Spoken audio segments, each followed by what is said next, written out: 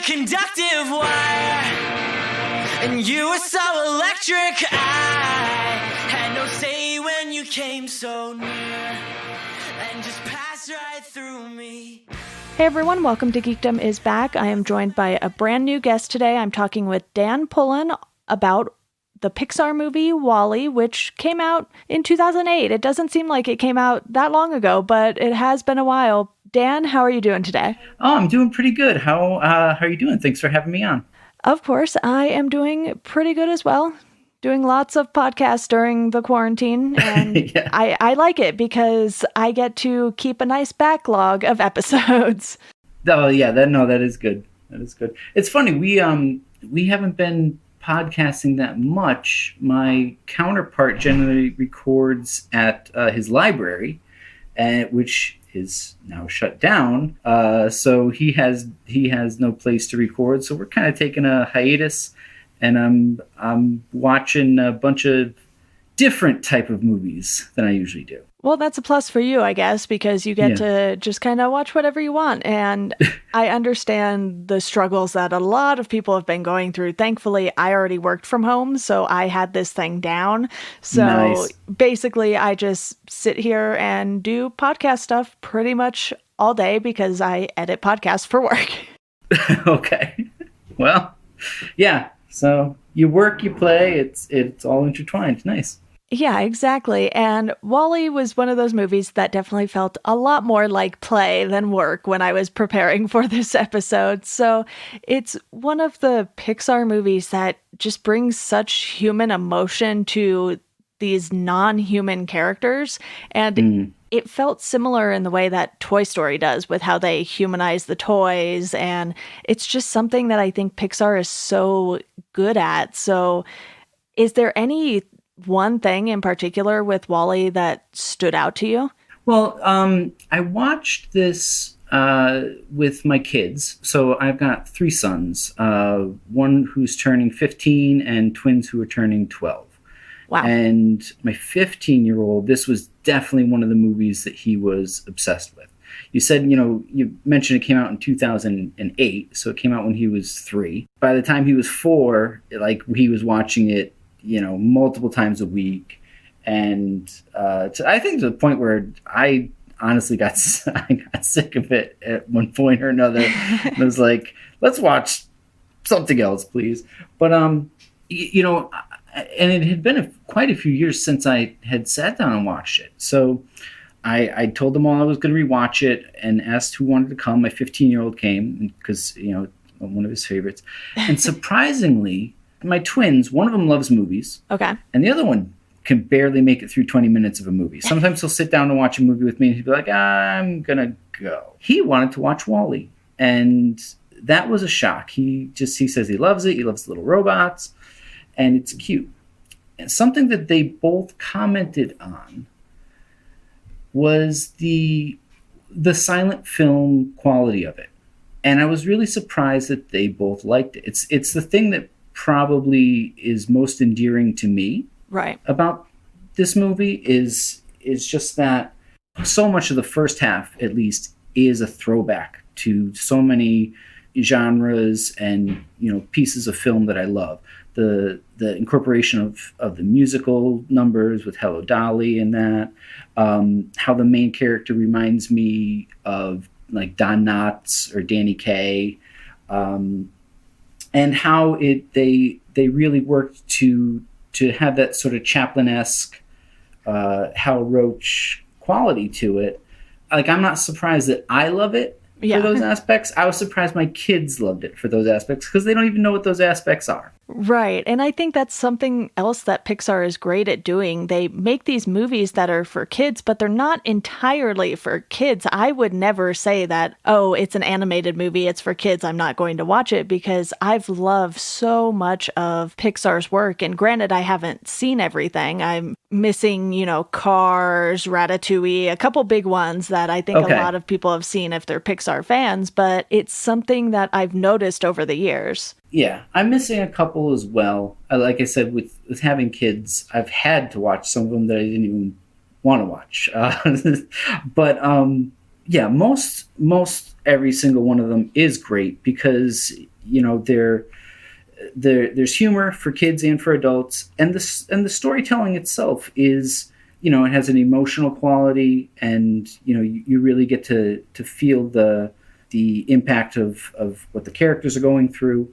So almost universally, these are movies that people of any age or, you know, interest in film, they can love. Absolutely. And I do want to take a moment to talk about the cast, especially since we just learned of Fred Willard's passing recently. Oh, yeah. I actually forgot he was in this movie. So when I went to watch it this weekend, it was totally unintentional that it came right after his passing. And he's not in it very long, but he's fantastic in it as usual. And you have Yes. the voices of Ben Burt, Alyssa Knight, Jeff Garlin, John Ratzenberger. That's always fun to see when you get these familiar voices who cross over and do other things besides what we all know and love them for. Yeah, and we also had Sigourney Weaver. Yes. In the cast of this one, which was, I'd completely forgotten that. And one of the neat things, you know, in researching this, you know, deeper into this,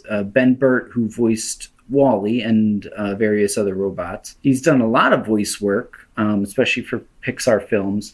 And the little nugget that I found that I loved is he voiced the tortured droid in Return of the Jedi.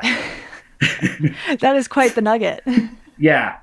So that was quite a special find. And it's such a great voice cast for how little speaking there is for probably about half of the movie. And this movie runs about an hour and 40 minutes, give or take a few minutes.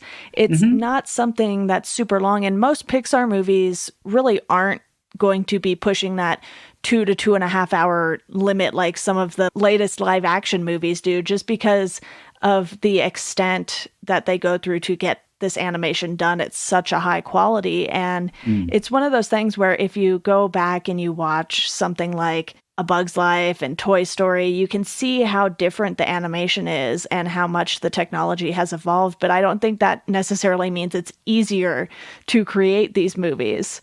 Right. Yeah. You think, oh, it's all on a computer. So it's just, they just make it, you know, they just hit some buttons and it's done. But then probably 6 or 7 months ago, my son made me watch Food Fight, which was a notoriously bad computer animated film. And you could definitely see the difference in quality between something like a Pixar film and something like Food Fight. It's one of those things where there's a fine line between having really good animation, and Toy Story is a movie that still holds up given the time it was released, because we know that even though the animation doesn't look as good as it does now, it looked as good as it possibly could have for the time that it was created and produced. And with Wall-E, you get this sense that they really wanted to play around with the animation in this one, because you have the robots, you have just all of this trash on Earth, and you don't really get into the crowds of people. And when you do, it's massive amounts of people and robots, and it's just all out in how much motion is going on the screen once you get Wall-E on, you know, the big yacht ship in space. Yeah. Another interesting thing, they pulled in Roger Deakins as like a consultant as far as like, you know, how would he shoot this if it was live action? What look would he be going for and all this stuff? So, you know, it's that level of care and thought, you know, that these guys go into. It really does make Pixar films different, even than, you know, like I said, I compared it to freaking Food Fight, but even a lot of the DreamWorks stuff, I don't think reaches the level of Pixar. Yeah, and you can't expect everyone to be at the level that Pixar is at, because there's a reason they've been at the top of the game for so long, whether it's because Steve Jobs came in and gave them a push that they needed, or, you know, the purchase by Disney. They've always had this steady flow of sort of creative genius, honestly, when you look back at a lot of these movies. And with Wally, like you mentioned earlier, it has this silent aspect to it, even though there's still some noises, you hear things fall off a shelf, or the little cockroach friend just making his little happy noises and things like that, or even the movie that he keeps watching over and over, the musical. And you get this sense that this robot is living a very lonely life, can make noises, but can't actually speak anything other than Wally. So you get this moment where Eve comes and you have Wally trying to interact with Eve and calls her Eva the entire time because that level of pronunciation isn't there. And she's such a sophisticated robot in comparison to Wally because of the sleek new design. And Wally literally looks like a piece of trash that was left behind because he's kind of grungy and has parts falling off and needs to be, repaired every now and then, which thankfully there's a plethora of, leftover parts from all the other robots that are no longer functioning. Right. But you just get this nice moment when the two robots meet of how human Wally has become just from watching the same clip over and over and over again. Yeah, I really think it's interesting the way, his AI developed, right? Because so many times I was thinking about other movies that dealt with AI, and generally it's evil, Yeah. or maybe not evil, but at least self-serving. Like I watched Ex Machina for the first time about a week ago. Okay. That was a very surprising movie in a lot of ways, the way they took it. I won't necessarily say that she was evil, but she definitely was self-serving. Absolutely. And you don't have a lot of stories where, the AI becomes this cute, happy guy who loves musicals. Yeah. So that was refreshing. And it created I thought it created a really nice parallel between the robots finding a connection in their limited aspects, and then the humans who had become, disengaged from real human interaction.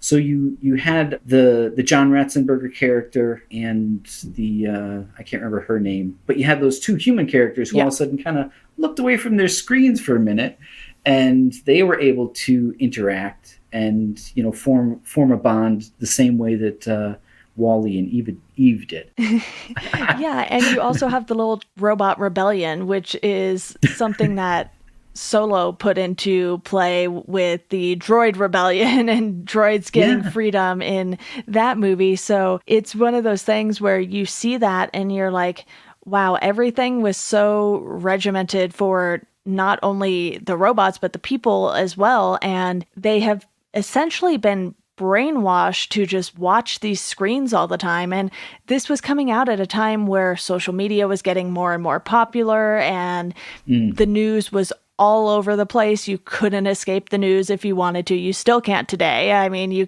kind of can with filters and things like that, but it really was sort of this glaring representation of just how far technology could go and could suck people in, which is terrifying because this takes place so far in the future compared to the present day. Even you're like, oh my goodness, what if this is what happens in 700 years or something, like just because of everything going on. Right. So I grew up, like mostly in the 80s into the 90s, and we had like 2 televisions in the house, and if you watched more than like an hour a day, your mom was like, you're melting your brain. And, now like there are multiple screens in every room in my house. And that's all we do is we look at, the computer and the tablet and the television. And I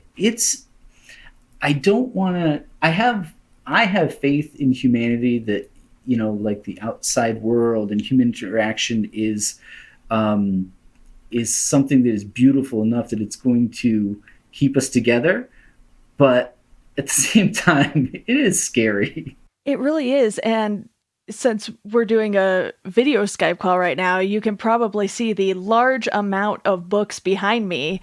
A lot of the reason why I still buy physical books is because sometimes I just want a break from screens. And even though the Kindle is e-ink and better for your eyes and all of that stuff, I just like having physical books because it just sort of gives me a chance to step away from the screens, go sit somewhere and read and not be, looking at my computer monitor. I have my iPad here and my phone here. Even my Kindle is on my desk. Like you said, we literally have screens everywhere. And that was certainly the case on that giant yacht spaceship because they weren't even actual screens either. They were kind of like just these hovering things that would turn into screens. And you're like, it's literally everywhere. And it was just in front of their faces all the time. And even though you could see through them, the people were choosing not to see what was on the other side of that screen. Right. Yeah. Multiple characters, after they like blipped their screen off, they're like, we have a pool? Yeah. So, yeah, it's funny. And it's one of the things that I really have an aversion to overly preachy movies, when it comes to this stuff. I thought all of the foreboding, the ecological stuff, the things about the screens and everything, I thought it was really well done in this movie where it didn't seem like it was overbearing and kind of finger wagging. A lot of it was played for humor. Yeah. I think the thing that helped it too is it wasn't really in the main focus. It was more like just an environment in which the story of Wally took place. You know what I mean? It wasn't the main focus. Like, what did humans do to the earth? It was just like, okay, this is what happened, and here's a little robot, and this is where he lives. And you can take from it what you want rather than having messages given to you. Yeah, exactly. There was this subtle commentary on the side in addition to the main focus being Wally's story, because you see all of the humans are all overweight now because they don't even walk. And you see that when all of them finally get out of their chairs, it's like they have sea legs almost. And I'm surprised most of them were even able to stand up as long as they did, but you can tell that it's like their muscles have not been used in any way other than to grab a drink or grab food, which was in a cup, and shove it in their face. And then you even have that little infographic where they say, oh, you've lost bone mass. That was my favorite. Oh my goodness. Yeah, they definitely would not have been able to stand, like physics were a real thing in this movie. Because, the proportion of mass to bone would have just stay, crushing. And I think in the original script, all of that was going to be like on a bigger scale. Like the humans would have evolved like into blob creatures that would have looked more alien. But for me, thankfully, they abandoned that and just went with like big babies. Yeah. Rather than total creatures from something else. It was just one of those things where you see it, and even though it's not the main focus of the story, you instantly know what Pixar is trying to get across in those moments. You know what the commentary is supposed to be without it blatantly being told to you. And then you do have sort of that evil, self-serving AI with the steering, Yeah. The Otto, and who literally has the HAL eyeball right in the middle of him. So, but yeah, there was a lot of little subtle things. I had always noticed they show the various captains, the pictures of the captains, and you see that they're getting more rotund over time. I'd never noticed that the Otto's light gets brighter in each subsequent picture. Like I didn't catch that. Yeah, I didn't actually either. I read about it. I'm not that smart, but like that's just little subtle storytelling nods, I think, that really help get messages across. That's what Pixar's so good at, too. And obviously, this movie is named Wally, so we should probably talk a little more about the title character here. But you really get this full story arc for Wally because you see the lonely life the little robot is living, and he just wants to complete his mission and keeps putting trash in his little box there and squishing it all up and stacking it nice and neatly. And it's just so adorable to watch him continue to try, even though we all know it's probably pretty futile to want to clean up all of that trash by himself. But once Eve comes along, Eva, as Wally calls the robot, he's so infatuated with her. He's like a little puppy dog following her around everywhere, and he's clumsy and awkward. And that's when all of these human characteristics really start to shine. And you go all the way to him going to the lengths of stowing away on the ship that Eva came on, and then making it back to this giant yacht and really getting lost and infuriating the robot that needs to clean up after him because he's a foreign contaminant.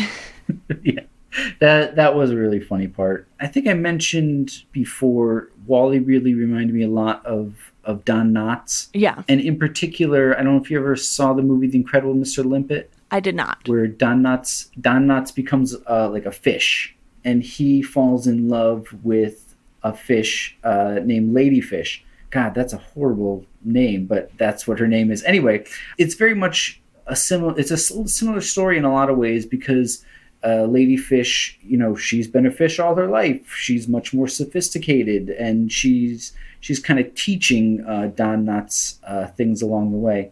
And, I liked that little goofball quality of Wally with the very sophisticated, high-tech, get things done Eve character with her arm cannon and her directive, So I really liked the juxtaposition of those two characters, and it made for a great little robot love story. Yeah, that's really what it is by the end of it. And at first, Eve comes in so hot and destroying everything. And you're like, okay, hold on. Is this robot good or bad? Because she is super destructive with that little arm cannon that she has. And it's just so funny to see the juxtaposition of how much damage Eve can do and what Wally is trying to do in comparison. His mission is to clean up all this trash to make Earth better. And we see how big of a task that is for such a small robot, and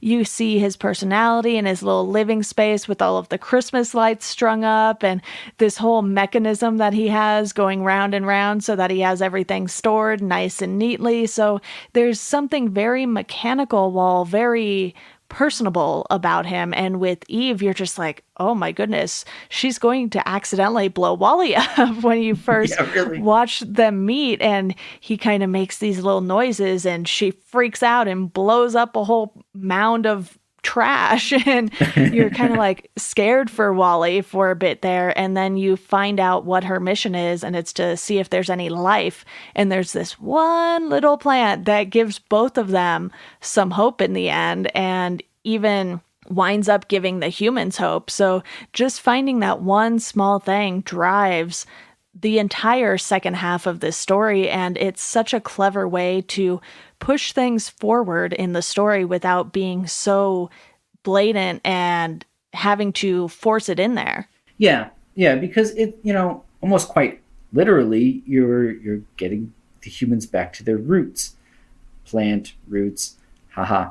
And it's a nice element for that to be like you were saying, the thing that drives the second half of that plot along. Yeah, and I think story-wise, everything they do is just so clever and so subtle too. They're never in your face about anything. You have Wally constantly trying to hold Eve's hand, and there's always some reason he doesn't go through with it. And it's actually Eve who initiates that after basically rebooting Wally, because she gives him this new logic board or whatever it is. And you see that she is scared. You're feeling all of these emotions from a robot. And sometimes you're just like, dang it, Pixar, why did you do this to me? Yeah, it's really, that is a special thing, because to be able to feel real emotions for robots or puppets or something that isn't real, but for them to be able to breathe life into them in a way that you really become invested. This, we said it, this is a robot love story at its core. There aren't very many of those, and not very many good ones. Not that are coming to mind. I was trying to think of some today, but nothing really, jumped out at me. There's a lot of stories where robots will gain, some semblance of humanity, but not really good old-fashioned love stories. Yeah, and I think because of the musical that Wally watches over and over, that's where that sort of old school love story comes from at its core, because that's really all he knows about the topic of love. And you see that kind of play out slowly throughout the movie. They don't just bombard you with it. Obviously, it's sort of a love at first sight thing for Wally, but it's not like it's something that's mutual. He has to work for it and then sort of constantly pester Eve, but not in a creepy kind of way like you would see in some human love stories. Yeah. Well, I think one of the nice things is you saw that growth in Eve too, because she, at first didn't really, like I said, she was just blowing stuff up and following her directive. She started to care about Wally just on the level of wanting him to survive and wanting him to not get crushed and things like this, as he goes through his misadventures along the way. So their connection is a friendship at first, and I think it's really real. It's not until she sees all the footage of how he cared for her when she was in her little robot coma, she starts to understand the kind of the depth of emotion that Wally has for her. I thought that was a nice element. You get these reactions just with Eve's eyes, because that's the most animated part on the robot, given the sleek design. Wally has all these little quirks because he has the tape player and, he has the little cockroach friend following him around everywhere. And even just the movement with Wally's eyes too, when he, puts a new one on and has to sort of adjust them and get them working just right again. With Eve, there's a lot less that you can get from the robot itself. So it's all just those digital eyes, and, her arms do obviously change because one turns into that blaster cannon that I mentioned earlier, but otherwise, it's just this clean white design, very opposite of Wally. And I think that contrast there is what kind of makes you feel like, okay, they each are going to have their own quirks, but obviously Wally is sort of the one who is kind of living in the past with the design element. Yeah, and they took that a lot from the Chaplin stuff. He always played the tramp. He was a little grubby, tattered, and in most of the Chaplin tramp movies, he would always fall for a much more sophisticated, well-to-do lady. You'd have his, that kind of the love story from the other side of the tracks. Yeah, and it's just played out so well again. I feel like, it's one of those movies where if I talk about it too long, I'll probably get a little repetitive, but I do want to talk about some of our just favorite funny little moments that we enjoyed from the movie, because there were quite a few moments where you're just like, okay, that was a great laugh. Yeah, I really loved the cockroach. I called him Jiminy Cockroach. Perfect. I loved when he would dive into the Twinkie, the Twinkie filling. And in general, another thing that they did really well was sort of incorporate nostalgia with the Rubik's Cube and all that stuff. Yeah. Pong. Yeah, Pong, right? If you really think about it, it doesn't make much sense because, this, I think the humans left, wait, I did the math, hold on. The humans left in 2110. So 100 years from now. Yeah. So why is Wally drawn to 1970s and 1980s? And even before, he's watching Hello Dolly on a VHS tape. It doesn't make much sense, but it feels good. It's like he's finding those last relics of this era that's totally unknown to him. And while I am a 90s kid, not a 70s or 80s kid, it was still a lot of stuff that I recognize. Over the years, I've played video games, so I knew about Pong, never really played it. I never had a Rubik's Cube, but I had a bunch of friends who did. It's one of those things that has somehow lived on. I think they still sell Rubik's Cubes in the toy aisles and stuff. My kids have a Rubik's Cube each, and one of my kids has 3. And I'm like, what do you do with them? Why do you have these? Why do you need 3? Why do you have multiple? But yeah, it really there are things from generation to generation that do survive and last. And yeah, even my kids, like I said, they're 12 and 15 and they know what Pong is. They know the history of video games. So there are these touchstones through these generations.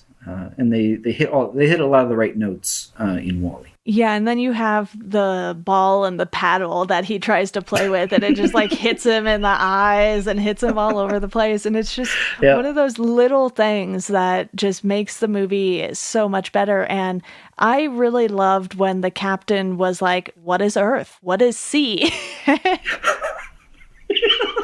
Yeah, that one, there were a lot of things that I forgot about. And that was one of the ones that really killed me. What is sea? And, starts describing it.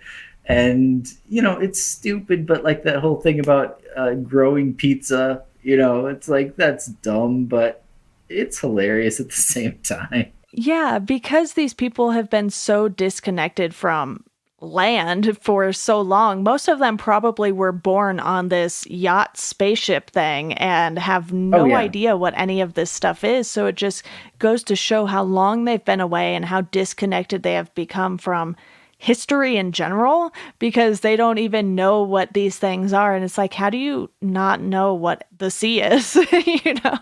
Yeah, I mean, most of their existence is just what flavor juice is going to be in their big gulp cup today, So they've been set up to live a life of comfort and very, very little. There was something else when he was reading the manual, barely knew how to read. Yeah. And that's another aspect that I had kind of forgotten about and surprised me. There was a lot of that stuff that reminded me of Idiocracy. I don't know if you've seen that one, but it's very similar.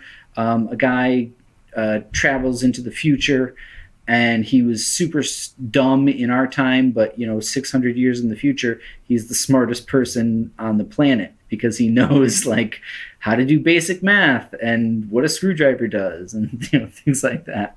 Yeah, that's one of the things where you're kind of oh my goodness, they are so into these screens and just getting everything at their fingertips when they ask that they have no idea what it takes to do anything in life. And you even see the class of the very small toddlers, and they're just teaching them, the alphabet, but it's B is for whatever the name of the place was. And you're just okay, are you going to teach them anything of value here? Yeah, no, it was really, they were in a sad state. When I saw that the captain, the leader of this whole organization was struggling to read an instruction manual, it's wow, that's a sad state. Yeah, absolutely. Well, Dan, is there anything else you want to mention before we wrap up?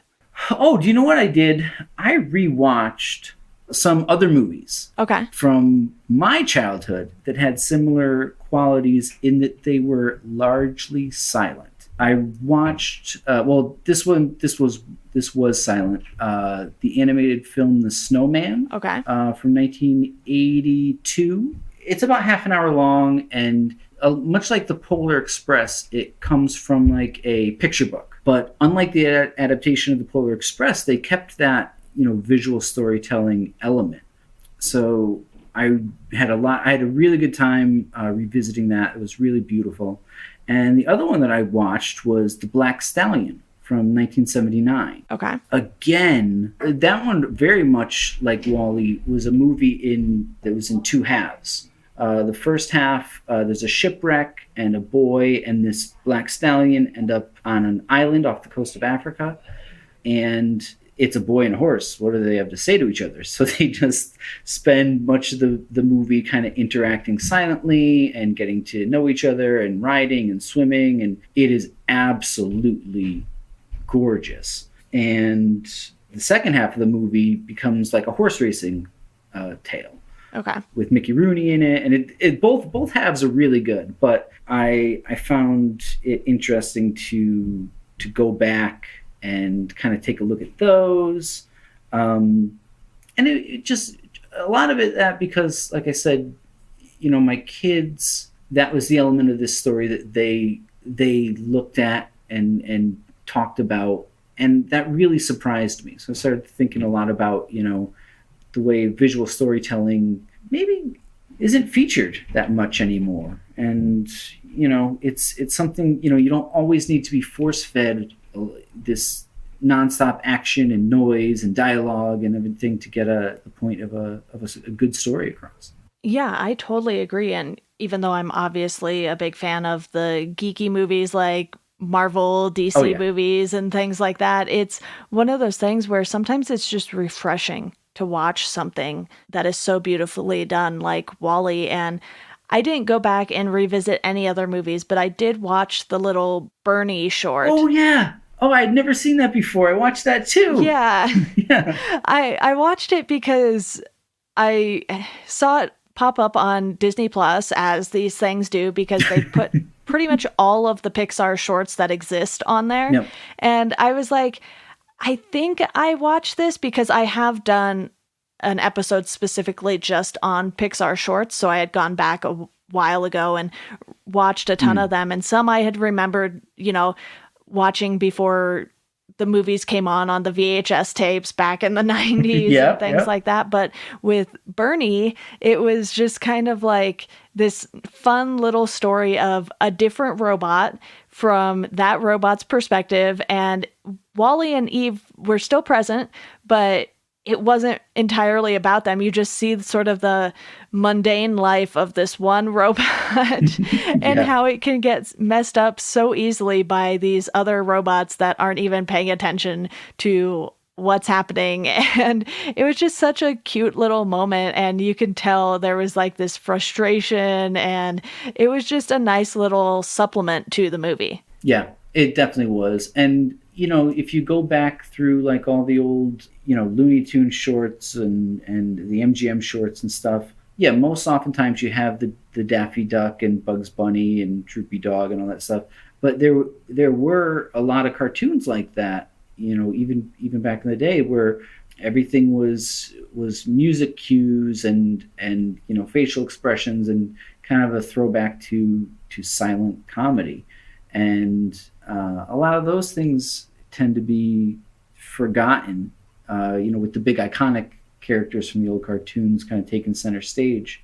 I thought that Bernie really captured that aesthetic extremely well. I had a great time watching that. Yeah, and it's this quick little 8-minute thing, and it's fun when Pixar does things like that, because even just something like the Toy Story credits where it's a bunch of bloopers, how much effort had to go into making those things. It's not like they could have bloopers like a live action literally on accident, but it's one of those things that they're going through and crafting these for the audience's entertainment. And that's really what Bernie felt like as well. And it's just so fun all around. And it's sort of this heart-wrenching story at the same time, but they give you enough laughs to sort of even it out. And I was just so glad to go and revisit this one. I'm not someone who typically rewatches movies a whole lot, but I found myself doing it more for the podcast. But I've been enjoying it so much, I'm kind of like, maybe I should make a list of movies that I really like and would rewatch potentially every year or something just for fun. Yeah, you know, it's funny. I'm very much the same way. I'm like a compiler. You know, I always want to be watching new things, and like, you know, if I find a list of like the 100 greatest somethings, I'm like, well, okay, I've seen 63 of them. Time to get on it. You know, very nerdy. As a matter of fact, there's a spreadsheet open on my computer right now about the Palme d'Or winners. And I'm like, well, which ones have I seen? Oh, I haven't seen very many from the 40s. I should. So, you know, that's very ridiculous, but that's what I do. So, like you said, I don't rewatch enough movies. And it's really cathartic a lot of times, and you remember why you fell in love with movies. I rewatched Back to the Future, the Back to the Future trilogy, just a couple weeks ago. I'm also working from home now, so I have a lot more movie watching time. And God, like, those were great movies, and like, why don't I watch those all the time? You know, instead of low budget Italian horror films that I only am watching because I want to compile a list of low-budget Italian horror films that I've seen, you know? Yeah, it's funny. It's mostly movies that I don't rewatch because once a TV show gets syndicated, sometimes it'll just be on. Like, I've probably seen every single episode of Criminal Minds at least 3 times just because it was something I watched with my parents and it was always on TV. So my mom would just turn the TV on and it would just be playing. Same with like Law and Order SVU, which I never actively watched week to week, but I've seen so many episodes just because it's always on USA or something in the middle of the day. And with movies, I feel like you have to be a little more blatant with what you're rewatching, especially if it's something that you own and you have to go and put it in, or, you know, if you have a digital copy, you're like, okay, this is a little easier at least. But yeah, I'm kind of enjoying the whole rewatching experience. But, you know, I think this is a pretty good spot to wrap up here. One last thing, I do like to do ratings just to gauge if I'm on the same page as my guests or not. I gave this a 4 out of 5. I'm trying to cut out the half stars just for the sake of my sanity when I can't decide what I want to rate something. Yeah, I would give this a 4 out of 5. Definitely. I give almost nothing 5 out of 5. I have a very weird rating scale. Like, if you look at my Letterboxd, it's like all 7 and 8s, and then like a few 9s, and then like 15 10s that I've given out in my entire life. So I just have this, like, I really just like movies. They're just all about an 8, and then, you know, gradually fall off from there. Yeah, I'm that way too. I end up rating a lot of things 4 out of 5 stars, whether it's movies, books, whatever. I've rated a lot of Stephen King books 4 out of 5, and I'm like, I'll give a few 5s because I want to see, you know, what kind of makes my top tier list at the end of my Chat Cemetery podcast. But Dan, thank you so much for coming on to talk about Wally. I do want to give you the chance to plug whatever you want to plug, so go ahead and go for it. Oh, sure. Yeah. You can follow me at Dan Pullen Books on Twitter. That's where, you know, I do most of my sort of online things. My counterpart, Bradley J. Cornish, and I host I guess it's technically 2 podcasts. It's just us in 2 different formats. One is 26 Movies from Hell, and the other is 4 Brains, 1 Movie. We talk about really messed up movies, like Alucarda and Flesh for Frankenstein, and generally horror, experimental, but we try to stay off the beaten path. You know, we're not going to talk about Nightmare on Elm Street because we feel that everybody's already talked about it. We're kind of looking more for hidden gems and, you know, weird, dumb things that no one else will watch. Awesome. Well, everyone can find links to all of those things in the show notes. And Dan, thank you again. Thank you. All right, everyone. That does it for this episode of Welcome to Geekdom. If you want to support the podcast, you can do so through our Patreon. You can sign up for $1 a month. That'll get you a thank you on the show. $2 a month, you get to pick a topic that myself and a guest will discuss on the show. For $5 a month, you can join the Welcome to Geekdom Slack group, where you can talk to myself and various guests who have been on the show. If you want to follow us on socials, you can do so at GeekdomPod on Twitter and at Welcome to Geekdom on Instagram and Facebook. And as always, thank you for listening, and we hope you enjoy the rest of your day.